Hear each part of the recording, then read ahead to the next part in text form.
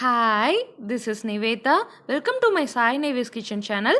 இன்னைக்கு கொள்ளு ரசம் எப்படி செய்யலான்னு பார்க்கலாம். ஸோ தேவையான பொருட்கள் இதுதான். இளைத்தவனுக்கு எள்ளு, கொழுத்தவனுக்கு கொள்ளுன்னு சொல்லுவாங்க. உடலில் சேர்ற அதிகப்படியான கொழுப்பை குறைக்குது. உடலில் தேங்கியிருக்கும் கெட்ட கொழுப்பையும் நீக்க வல்லது இந்த கொள்ளு. நான் 1 கப் அளவு கொள்ளு எடுத்துருக்கிறேன். இதை முந்தின நாள் நைட்டே தண்ணியில் ஊற வச்சுருங்க. நம்ம உடம்புல இருக்க இந்த ஊழச்சதையெல்லாம் இந்த கொள்ளு ஈஸியாக கரைச்சிரும். இப்போ பாருங்கள், ஊற வச்ச கொள்ளு நல்லா கழுவி எடுத்துட்டு தேவையான அளவு தண்ணி ஊற்றிக்கோங்க. ஊற்றிட்டு ஒரு 4 விசில் வச்சுருங்க குக்கரில். தண்ணி கீழே ஊற்றிடாதீங்க, வடித்து வச்சுக்கோங்க. இப்போ நான் இதுக்கு 2 தக்காளி, ஒரு பெரிய ரசப்பூண்டு எடுத்துருக்கிறேன், 2 டேபிள் ஸ்பூன் சீரகம், 1 டேபிள் ஸ்பூன் மிளகு, ஒரு எலுமிச்சை அளவு புளி. இந்த மிளகு உங்கள் காரத்துக்கு ஏற்றாப்பில் சேர்த்துக்கோங்க. நான் 1 டேபிள் ஸ்பூன் அளவு எடுத்துருக்கிறேன். ஸோ நீங்கள் இன்ஸ்டண்ட்டாக கொள்ளு அப்போ தான் செய்ய போகிறீங்க அப்படின்னா ஒரு 5-6 விசில் கூட விட்டுக்கோங்க. இப்போ பாருங்கள், கொள்ளு தண்ணி வச்சுருக்கிறேன். கொள்ளை ஃபில்ட்ரு பண்ணி தனியாக எடுத்து வச்சுக்கோங்க. ஸோ ஒரு மிக்ஸி ஜார் எடுத்துக்கோங்க. எடுத்து பூண்டு, சீரகம், மிளகு, கருவேப்பிலை, கொஞ்சோண்டு கொத்தமல்லி, அப்புறம் நம்ம எடுத்து வச்சுருக்கிற கொள்ளு, இது எல்லாத்தையும் போட்டு கொஞ்சமாக தண்ணி சேர்த்து நல்லா அரைச்சிக்கோங்க. வீட்டில் சின்ன இடிக்கல் இருக்குல்ல, அதில் கூட நீங்கள் அரைச்சிக்கலாம். நான் மிக்சியில் தான் யூஸ் பண்ணியிருக்கிறேன். இப்போது புளி தண்ணி கரைச்சி வச்சுருக்கிறேன். இதில் நம்ம 2 தக்காளி எடுத்துருக்கோம். அந்த 2 தக்காளியை கையால் போட்டு நல்லா பிசைஞ்சு விடுங்க. கையால் மசிச்சு விடுறப்போ தான் டேஸ்ட் உங்களுக்கு ரொம்ப நல்லாயிருக்கும். இதை மிக்சியில் போடாதீங்க. மிக்சியில் போட்டால் டேஸ்ட் ரொம்ப நல்லா வராது. பாருங்கள், இப்போ நல்லா புளி தண்ணி கரைச்சி வச்சாச்சு. இப்போ ரசம் செஞ்சிடலாம். ஒரு கடாயில் எண்ணெய் ஊற்றிக்கோங்க. எண்ணெய் சூடானதுக்கப்புறம் 1 டேபிள் ஸ்பூன் கடுகு. ஸோ கடுகு நல்லா பொரிஞ்சதுக்கப்புறம் 1 டேபிள் ஸ்பூன் சீரகம்,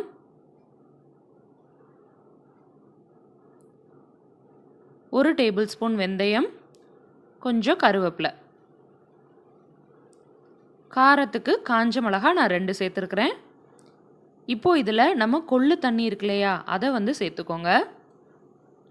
இது கொஞ்சம் நல்லா குக் ஆகட்டும். குக் ஆனதுக்கப்புறம் இந்த விழுது சேர்த்துக்கோங்க, நம்ம அரைச்சி வச்சுருக்கிற விழுது. வாவ், இந்த அரோமா ரொம்ப நல்லா இருக்குது. ஒரு 5 மினிட்ஸ் நல்லா கொதிக்கட்டும். நிறைய பேர் இது குதிரை சாப்பிட்ற உணவு அப்படின்னு சொல்லுவாங்க இந்த கொள்ளை. ஆனால் குதிரை சக்தின்னு சொல்கிறோம்ல, அந்த குதிரைக்கு இருக்க ஆற்றல் நம்மளுக்கு இந்த கொள்ளு நம்மளுக்கு நல்லா தரும். நிறைய டைப்பில் பண்ணுவாங்க கொள்ளு ரசம், இதுவும் ஒரு டைப்பு. ஸோ இப்போ நல்லா கொதிச்சிருச்சு. இப்போ நம்ம இதோட புளிக்கரைசல் சேர்த்துக்கலாம். தேவைக்கேற்ப தண்ணி சேர்த்துக்கோங்க. நான் கழனி தண்ணி யூஸ் பண்ணுறேன். கழனி தண்ணி யூஸ் பண்ணுறப்போ உங்களுக்கு கூடுதல் சுவையும் கிடைக்கும், சத்தும் கூட. இப்போ தேவையான அளவு பெருங்காயம், மஞ்சள் தூள், மிளகுத்தூள், சீரகத்தூள், மல்லித்தூள், இப்போ எல்லாத்தையும் கலந்து நல்லா மிக்ஸ் பண்ணிக்கோங்க. ஸோ இதை நீங்கள் கொதிக்க விடக்கூடாது. லைட்டாக முறை தட்டிய உடனே இறக்கிடணும். ஸோ நீங்கள் கொள்ளு ரசம்னு சொன்னீங்கன்னா பிள்ளைங்கள்லாம் சாப்பிட மாட்டாங்க. ஒரு சிலர் கொள்ளு அப்படியே போடுவாங்க. நீங்கள் இந்த மாதிரி அரைச்சி போடுறப்போ ஸோ அதை ரசமாக அப்படியே சாப்பிட்ருவாங்க. ரொம்ப நல்லது.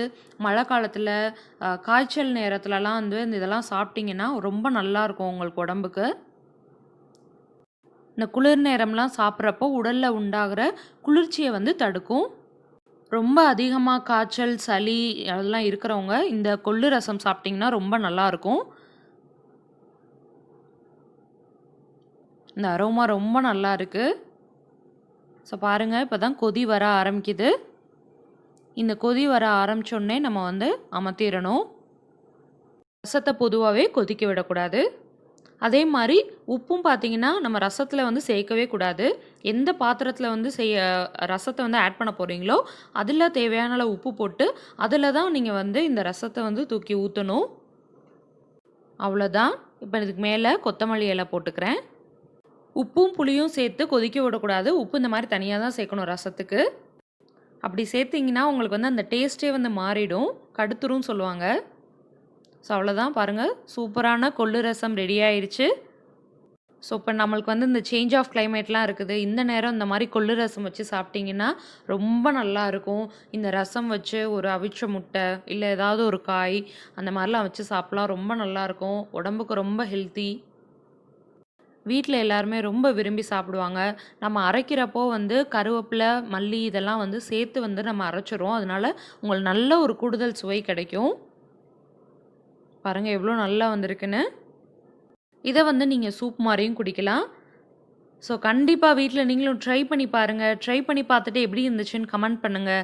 உங்கள் ஃப்ரெண்ட்ஸ் அண்ட் ஃபேமிலிஸ்க்கு ஷேர் பண்ணுங்கள். சேனல் சப்ஸ்கிரைப் பண்ணாதவங்க சப்ஸ்கிரைப் பண்ணிடுங்க. பெல் ஐக்கான் கிளிக் பண்ணிக்கோங்க. அப்படின்னா தான் நான் போடுற ரெகுலர் அப்டேட்ஸ் உங்களுக்கு நோட்டிஃபிகேஷனில் ரொம்ப ஈஸியாக வந்துகிட்டே இருக்கும். தேங்க்யூ.